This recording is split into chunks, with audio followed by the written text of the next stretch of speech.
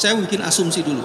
Seandainya Ketua Mahkamah Konstitusi Pak Soehartoyo masih berpihak dan berpijak pada dissentingnya pada putusan nomor 90, maka dipastikan permohonan kami dikabulkan. Karena posisinya kan jadi 4-4, ya kan? Salah satu dalil yang kami ajukan itu berkaitan dengan apa yang disebut dengan prosedur pendaftaran itu. Bila saja dissenting opinion dalam putusan 90 masih dijadikan basis dan dasar untuk memutus permohonan sengketa Pilpres ini, dipastikan permohonan dari 01 dan 03 akan dikabulkan. Jadi ada pergeseran. Nah, ini soal-soal sifat-sifat kenegarawanan ya. Apakah pergeseran-pergeseran ini karena memang value atau tekanan? Saya nggak bisa memastikan. Itu yang pertama ya. Yang kedua, gini. Yang kedua yang menarik ini. Teman-teman, tidak pernah ada dalam sejarah sengketa Pilpres di Indonesia ada dissenting opinion, tidak pernah ada. 2004, 2009, 2014, never. Ini langsung 3. Jadi hari ini ada 3 hakim konstitusi yang membuat dissenting opinion, maka hakim konstitusi ini sedang menulis peradaban demokrasi di Indonesia ini.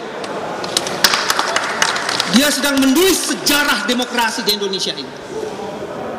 Sehingga kepadanya harus diapresiasi. Salam takzim dari kami. Mahkamah Konstitusi marwahnya dijaga melalui proses dissenting opinion ini. Kalau menurut Profesor Arif tadi, nyala obor demokrasi dihidupkan. Nah, untuk menutupi noktah dalam kanvas hitam demokrasi. Itu pernyataannya itu ya. Jadi poin yang kedua itu yang teman-teman yang paling menarik adalah itu. Terus yang ketiga, dissenting opinion itu menyatakan perlu dilakukan pemilihan ulang suara, pemilihan suara ulang, pemungutan suara ulang. Bukan 6, ada 8. Saya sebut ya supaya nggak lupa ya. Sumatera Utara, Jakarta, Jawa Barat, Jawa Tengah, Jawa Timur, Bali, Kalimantan Barat, dan Sulawesi Selatan. Dan kalau itu dilakukan, insya Allah kemenangan itu tak akan lari dari genggaman tangan ini. Dan yang paling menarik, kenapa perlu dilakukan pemungutan suara ulang?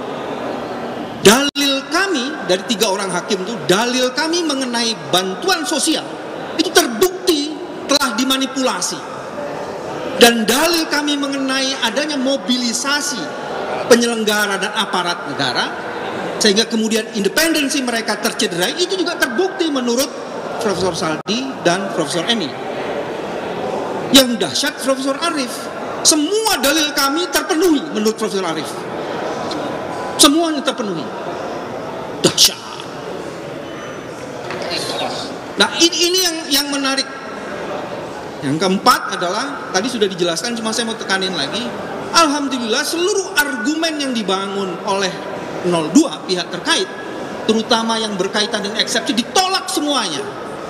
Dan teman-teman bisa melihat seluruh pertarungan gagasan yang dirumuskan dalam putusan itu berkaitan dengan dalil kami, tidak ada dengan dalil mereka. Jadi artinya dalil-dalil yang diajukan kami memang perlu dibahas satu persatu. Yang kelima, ternyata ada cukup banyak catatan di mana Mahkamah Konstitusi tidak masuk dalam perdebatan yang mereka membuat catatan. Disebutkan bahwa Bawaslu tidak bisa menjalankan fungsinya secara optimal karena undang-undang tidak mengatur secara detail.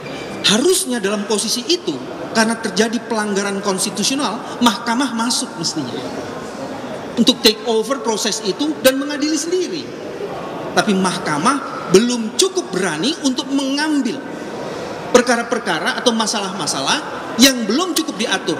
Salah satu yang paling menarik, Presiden Jokowi dalam sebuah pernyataannya di situ disebutkan harusnya punya kerelaan untuk tidak menggunakan kebijakannya, aktivitas dan program-programnya yang bisa diasosiasikan